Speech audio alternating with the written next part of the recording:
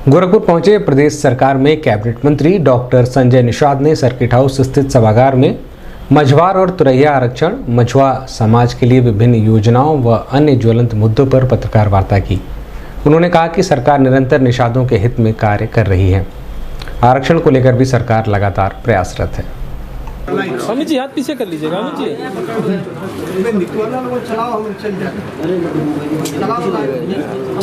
उठा ला से देखा था कि मंथन आएगा तब सब्सक्राइब चल जाएगा। थोड़ा सा भी पीछे आप करिए।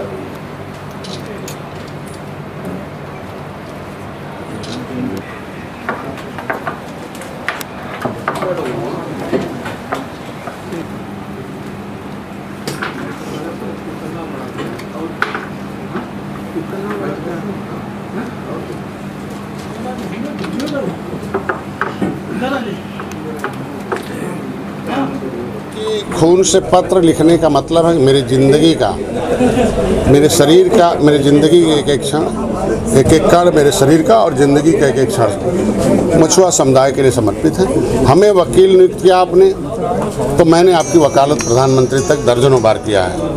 मैं धन्यवाद पत्र के माध्यम से दे रहा हूं कि आपने खून पसीना लगाया है, तो मैं खून से पत्र आपको लिखकर इसलिए संदेश दे रहा हूं कि आपने मेरे को वकील बनाया और मोदी तक मैंने वकालत की है। और आपके जज जो मोदी जी हैं, आपके इस बेटे को स्वीकार किया, आपकी वकालत को आगे बढ़ाया है। आगे मोदी जी को फिर से प्रधानमंत्री बनाइए और एक एक वोट को इकट्ठा करिए। आपका वोट बहुत महत्वपूर्ण है। वोट आपने दिया है योगी जी को, तो मछुआ कल्याण कोष की स्थापना हुई, निषाद राज वोट योजना। वोट आपने दिया है तो मछुआ कल्याण कोष में आपके बेटे की शादी, आपका शादी, विवाह, घर, फीस, इलाज आसान है। आपने वोट दिया मोदी जी को, तो पहली बार है 26,000 करोड़ रुपया मोदी जी ने दिया है। पहले की सरकार 3,000 करोड़ रुपया 67 साल में, मोदी जी ने 6 साल में 26,000 करोड़ दिया है। ये वोट खराब मत करिए। और इस बढ़ती लोकप्रियता और पार्टी को 11 विधायक बनाना, वकील करा के मछुआरों की समस्याओं का समाधान कराना, इनके जो है 3 विधायक को मैंने लखनऊ में पहुंचा दिया, 11 विधायकों में 3 निषाद हैं। तो अब कुछ विपक्षी दल जो इनके आरक्षण पर कब्जा किए थे, इनकी नौकरी पर कब्जा किए थे, इनके हिस्से पर कब्जा किए थे, उन सबों के पेट में दर्द है। और तो सीधे लड़ने की हिम्मत तो है नहीं, सीधे लड़े हाथी 0 हो गई, कांग्रेस 0 हो गई हैं, वो साफ हो गई और सपा हाफ हो गई और भाजपा देखो हमारी साथ आ गई।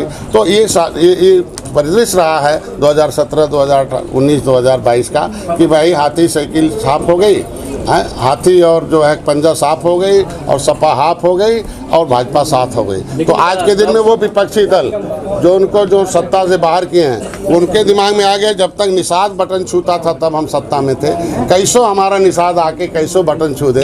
तो सीधे लड़ने की हिम्मत तो है नहीं, तो समाज में विभीषण पैदा करते हैं, आस्तीन के सांप पैदा करते हैं, उनके गद्दार पैदा करते हैं। निषाद समाज के आप अगुआ हैं, आपने आवाज़ लगातार उठाई है, बीते 10-12 सालों से आप लगातार आवाज़ उठा रहे हैं। लेकिन 24 को जो महाकुंभ हो रहा है यहाँ पर जय प्रकाश निषाद जी कर रहे हैं, तो इसको किस तरह से लेते हैं? मैं स्वागत करता हूँ कि जय भीम नारा लगाने वाले जय निषाद राज का नारा लगाने लगे। मैं तो स्वागत करता हूँ कि जो जय समाजवाद का नारा लगाते थे, जय निषाद राज का नारा।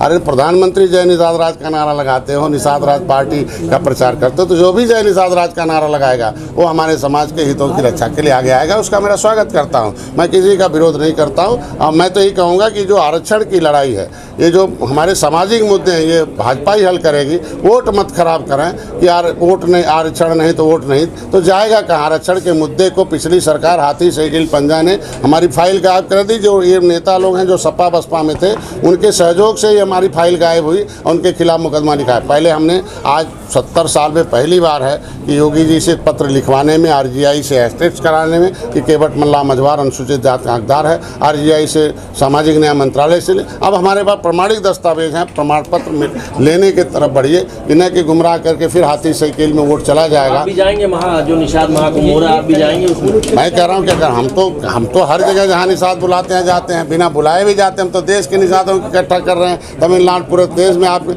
आज मोदी जी ने NDA के घटक दल में हमें बुलाकर निषाद पार्टी को आमंत्रित करके, देश में 39 पार्टियां हैं, 39 पार्टियों को बुलाया, उसमें निषाद पार्टी एक आ गई है। तो मैं सुप्रीमो का जज नियुक्त किया है, तो मैं वकील हूं उनका, मैं वकालत कर रहा हूं, मैं वकालत करता रहूंगा। समाज जब साथ दे रहा, समाज मेरे साथ है। निषाद राज का मंदिर भी बन रहा है, तो क्या विवाद कुछ है उसको लेकर? देखिए, निषाद राज के किले पर खुदाई हुई तो पता चला। मैं मेला लगाता हूँ 9 साल से, लगातार मेला लगाता हूँ। अब लाखों लोग जा रहे हैं, करोड़ों लोग आएंगे। अब तो अगर करोड़ों लोग आते हैं तो जहाँ भगवान राम निकले हूँ, अपने आत्माल सखा को निषाद राज को गले लगाया, रात्रि विश्राम किया। निषाद राज से ने कहा कि हम आप राजपाट आधा ले लो, कहीं जाने की ज़रूरत नहीं है। उन्होंने कहा मैं रावण राज खत्म, दुख का राज खत्म करने के लिए आया हूँ। तो रात्रि विश्राम किया, गंगा पार किया, अपनी सेना दे के रावण राज खत्म कराया। जब भगवान राम 14 वर्ष बाद आए, अपने कैबिनेट में निषाद राज को बुलाया, तो तब कलम चला तो राम राज आए।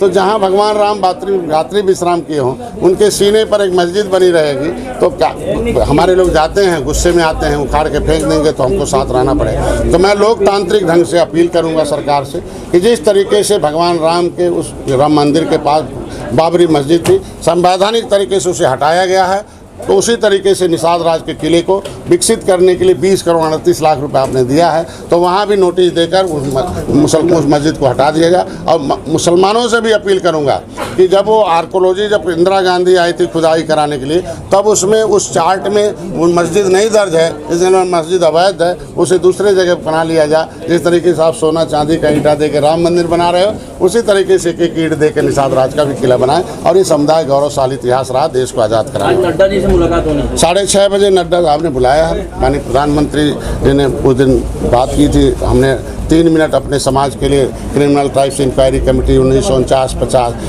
जो अंग्रेज़ों ने उजाड़ा था, उसको रखा था। मैंने कहा था बसाने के लिए, मैंने सुझाव दिया था। तो उस पर आज अभी हमारे पात्रा जी का फ़ोन आया था कि माननीय प्रधानमंत्री ने सीधे निर्देश दिया है कि डॉक्टर संजय ने जो उस दिन आवाज़ उठाई थी, उस पर क्रमशः बिंदुवार काम करो और लाओ उस पर क्या क्या है। तो आज के दिन में उसे हम लोग समाज में लेके जाएंगे। और नड्डा साहब के फ़ोन आया और मैं उनसे अपील किया था मिलने